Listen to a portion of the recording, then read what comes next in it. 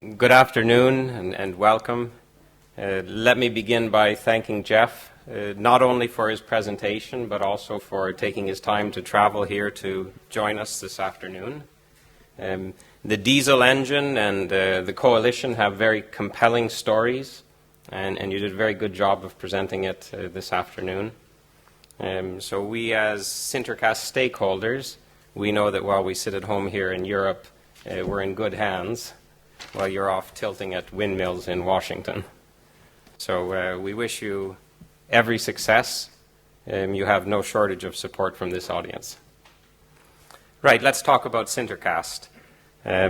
Great to be here this year after a strong year and standing on the strongest foundation that we've ever had.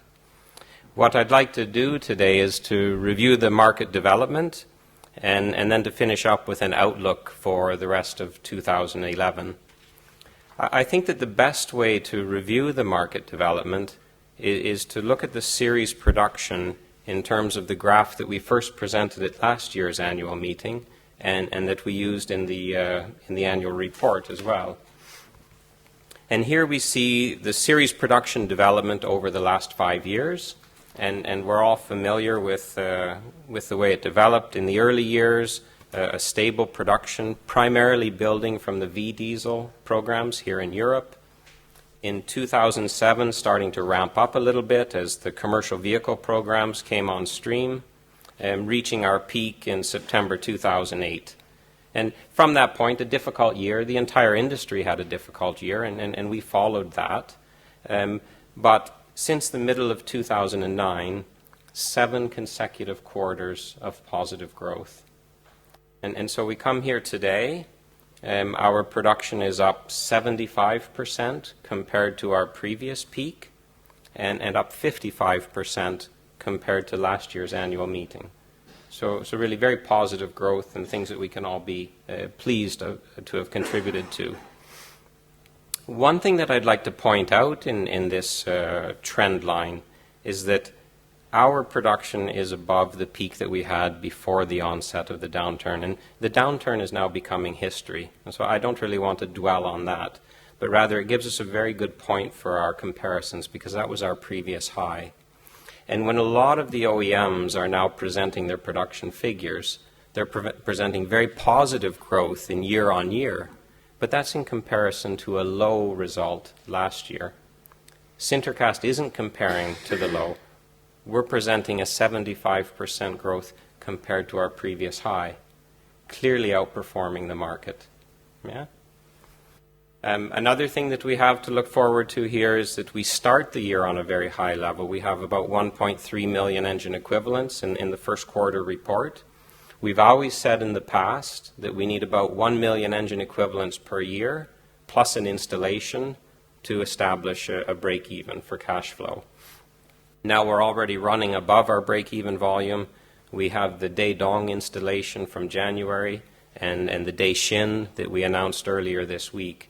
So we're on that very stable and strong foundation that I referred to earlier.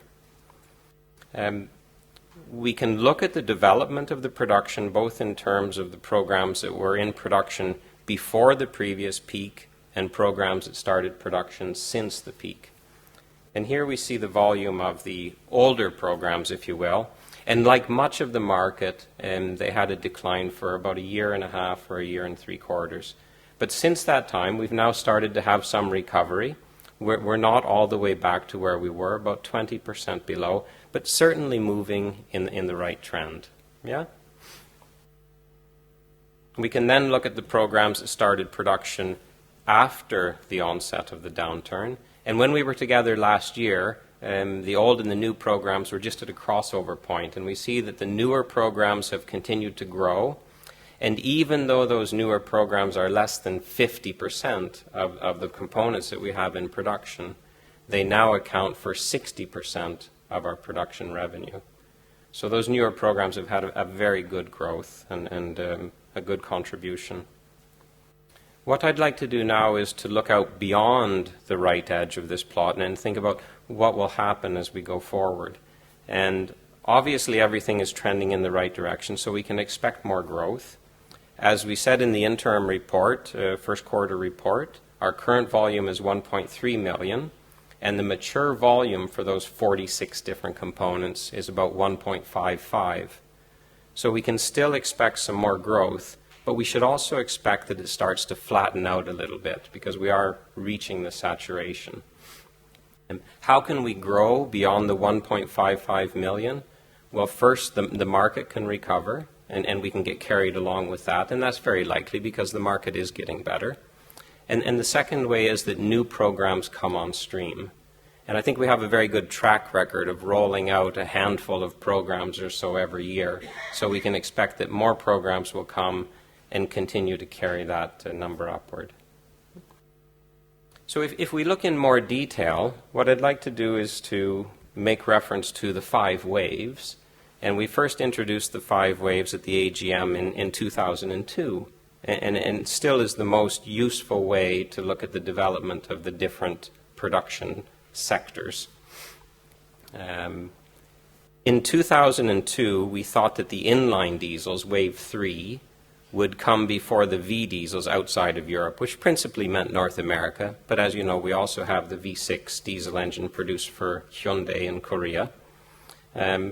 But that hasn't been the case. In fact, the inline diesels have taken a longer time to develop. And with the support and the indulgence of the shareholders, I'd like to make that right. And what I'd like to do is reorder so that it actually reflects the production that we have. And so if we then swap around the 3rd and the 4th waves, we can report in this way going forward. And the ambition then is to update the website during next week as well to reflect what's actually happening. You'll also note in this change that we changed from inline diesels in Europe in wave 4 just to call it now inline diesels. And the reason for this is, again, over the last 9 years the market has changed. And we now know that automakers, when they establish diesel engines, are likely to use them not only in Europe but abroad. And as Jeff said, the regulations in America are changing, and we're coming to the point where the engine used in Europe can equally be used in North America. So I think that the inline diesels, when they come, don't need to be just a European wave anymore. Yeah. So let's review them one by one. And the first one is V diesels in Europe. It's been a great wave for us. It was our start and our ability to prove our technology and to prove the material and gain confidence in the industry. To my knowledge, there are only 2 V diesels in Europe that are not produced in CGI. It's the Mercedes V6 and the Mercedes V8.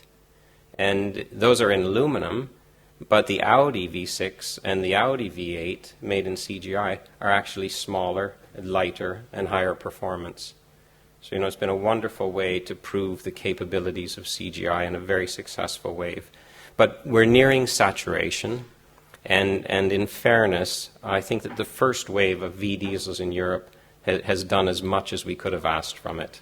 Yeah? And if we're going to have more growth, potentially from the market ramping up, but we're going to have to look more and more to the other waves in the future.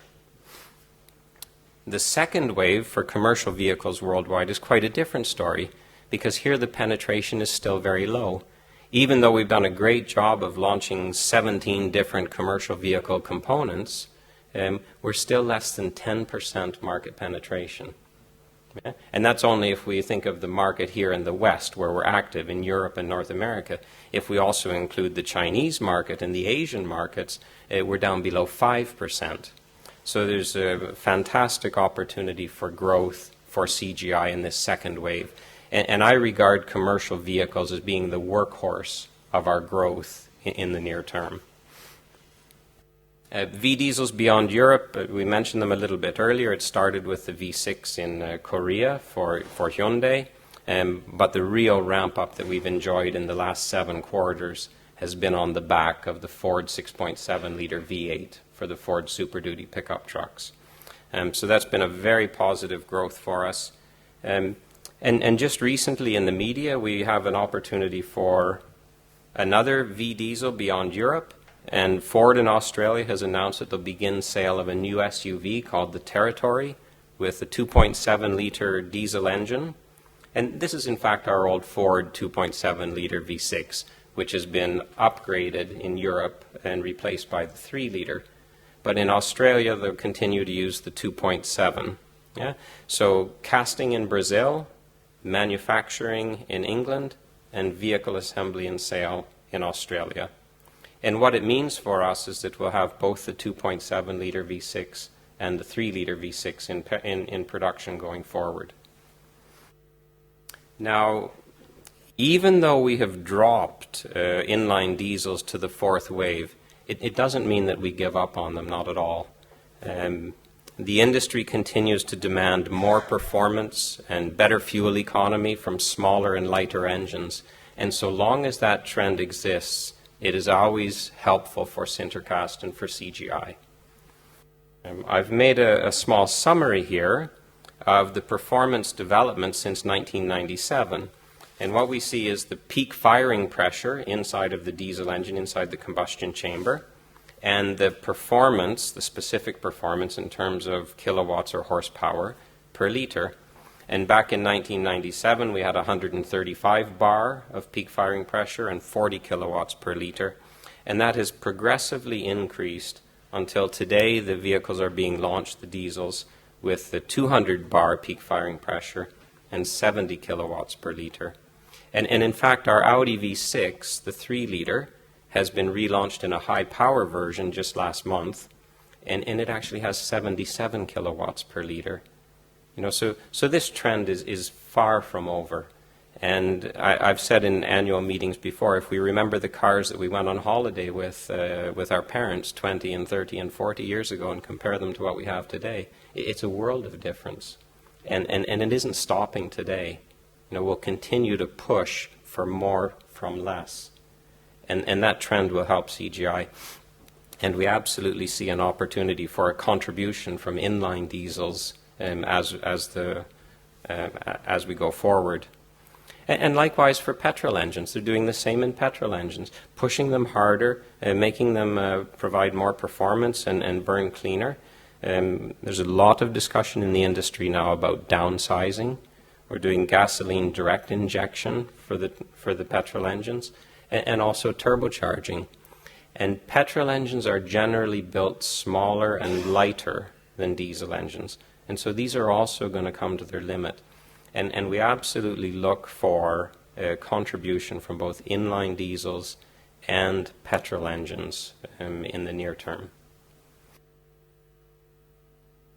Beyond the core 5 waves, we've always got these 2 other categories, what we call automotive non-block and heads. So these are automotive components other than cylinder blocks and heads, which primarily for us means exhaust manifolds and turbocharger housings, but also more recently the bed plate for the VM Motori V6 diesel.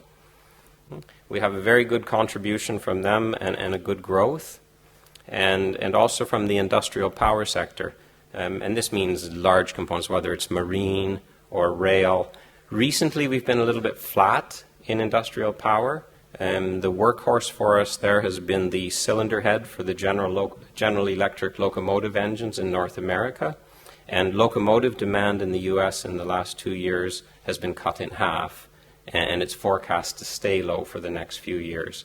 So it gives us a steady base, but we have other programs that we're working on and supporting development, and industrial power will grow. It's personally, for me, it's one of my favorite areas that we're working in. So when we look at our breakdown, we have about 55% of our current production for passenger vehicle cylinder blocks, around 30% for commercial vehicle blocks and heads, and about 15% in other components. And our ambition is that while we grow the core car and truck sector, that we also add volume in the industrial power sector so that we maintain this 15% penetration and contribution from industrial power. Yeah. So with that as a look at the market development for the automotive activities and the production activities, let's look as well at field activities, or rather market development in the foundries. And the first thing to discuss is recent field activities. We mentioned in the first quarter report that we have a lot of trials in May. Indeed, May was our busiest month ever for trials in the field. Last week we had 3 engineers on trial in different foundries in Asia and 1 in America. This week we have 2 engineers in Asia and 3 in America. And we have some follow-up trials already scheduled for January. So the field activity is increasing, and there's a couple of reasons for this. First, the economy is improving, so the foundries are spending again. And secondly, SinterCast is stronger. And in previous years, when we were traveling and taking equipment to a field trial, we always required at least cost coverage to do the trial. But now that we have a little bit more muscle, and sometimes it's difficult to get people to pay you to do your sales work, we can invest in that development. And certainly conducting a trial is the most powerful sales message we have. You know, it's not brochures and presentations. It's going to the foundry, showing them that the technology works, and showing them the value that it can have for them. The field activities will, of course, lead to new installation opportunities. We made a press release last November where we said that 2011 was shaping up to be our strongest installation year in more than a decade. And our strongest year previously was 2005. In 2005, we agreed or signed contracts for 5 installations, and 4 of them we made. The 5th one was an agreement in late December, and the installation was made the following year. But I think that this should absolutely be the target for us now in 2011. We should try to get back to that 5 that we had hit before, and we should still have the ambition for this to be the strongest installation year in a decade. And of course, we have a good start, so I can be a little bit confident. We have the Daedong in January and the Daishin that we announced earlier this week. So 3 more to go, and let's look back on it in December and see how we did. We have always said that as we're able to stand on our own 2 feet and have a profitable business, that will invest the money back into the business, and that means primarily in people to increase our manning and our resources. We've already recruited 2 people to support sales and marketing activities.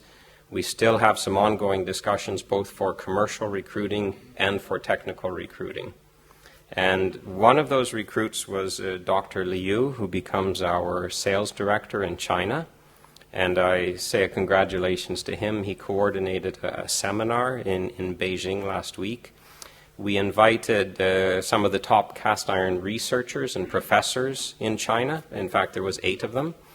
And then there was about 40 senior managers from different cylinder block and head foundries. So he did a wonderful job to pull that seminar together. It gave us an opportunity to tell our story. And much like what Jeff was saying about these thought leaders, in China, these respected researchers and professors, they're the ones who digest the foreign technology. And they not only advise the foundries, but they also advise the state. And so to get them to really understand our technology and to endorse it is an important part of the sales process. So we've had the Beijing seminar last Friday, which, as I said, was very positive and successful. Our next big event after today will be the GIFA. And GIFA is the World Foundry Trade Fair. It's held every 4 years in Dusseldorf, and really everyone from the world comes. That's the one meeting to show products and technology. In the last 2 GIFAs, we have been a guest on the ABP, formerly ABB, but on the ABP stand. And this year, again, we feel that we have the strength and the financial stability to stand on our own. And so we will have a 50 square meter stand to showcase our technology and to host our customers at the GIFA. So after today, it's all hands on deck to prepare for the GIFA. The next thing that I'd like to talk about with regard to the foundry development is what we've referred to internally as our efficiency campaign.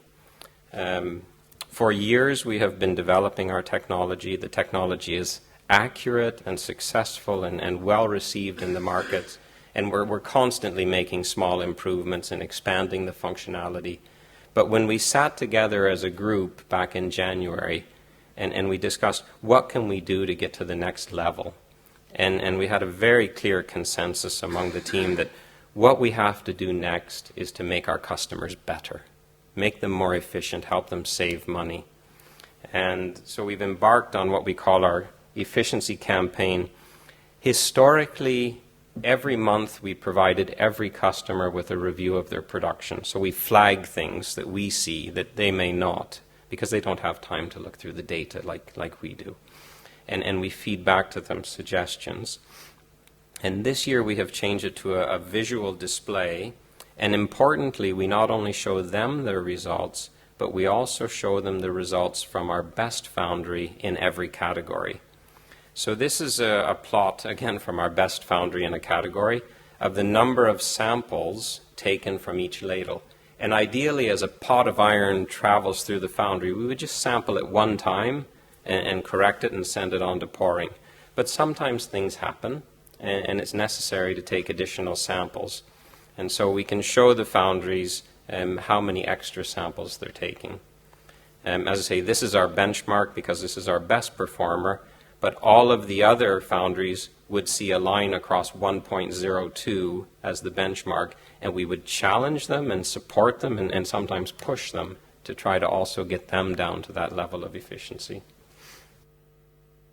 The sampling cup is consumed for each analysis, but the thermocouple pair is reused 200 times. So this is our plot for thermocouple efficiency. There should be a preventive replacement after 200 cycles, and we try to show the foundry how well they're performing in terms of thermocouple durability. And this interesting graphic off to the right, this pie chart, showing them what % of their thermocouples are used to the maximum life. And for this foundry in March of 2011, it was 17 out of 18 thermocouples used to full life. And if you think of 200 cycles per thermocouple times 18 thermocouples, it's 3,600 ladles treated in a month. Well more than 100 ladles per day. So we're absolutely talking about high volume production. So for all of the other foundries who aren't at peak, they will get their results together with the benchmark line, and then another plot showing them how much money they would save if they could be as good as the benchmark foundry. And it's a real eye-opener. And so that's going to be our focus. It may take a bit of a hit on our own margin to do this, but this is how you earn the confidence and the respect and the loyalty of the foundry manager. And it's with that respect and loyalty that you can grow and prosper. So let's not make money now, let's make money tomorrow. So in an outlook for 2011, the series production, we're above our break-even volume, so a really good start. We do think that we'll flatten out a little bit after the middle of the year, but it'll pick up again as new programs come on stream. While the series production may flatten, we're poised to have our best installation year in quite a long time. So we'll have a lot of revenue from the installations, which will compensate for that and still give us a very strong financial result. We have new product opportunities, whether it's in the commercial vehicle side or in those fourth and fifth waves now, the inline diesels and the petrol engines hopefully coming into production, also in the industrial power sector. We are increasing our resources, and that will, of course, increase our costs a little bit, but I think that's a necessary part of growing. We need more hands on deck in order to grow further and faster. I'd also like to acknowledge the machining community. There's been a lot of advances in machining development, both for the machines, the transfer lines or the machining centers, also for the cutters, the inserts, and even the lubricants.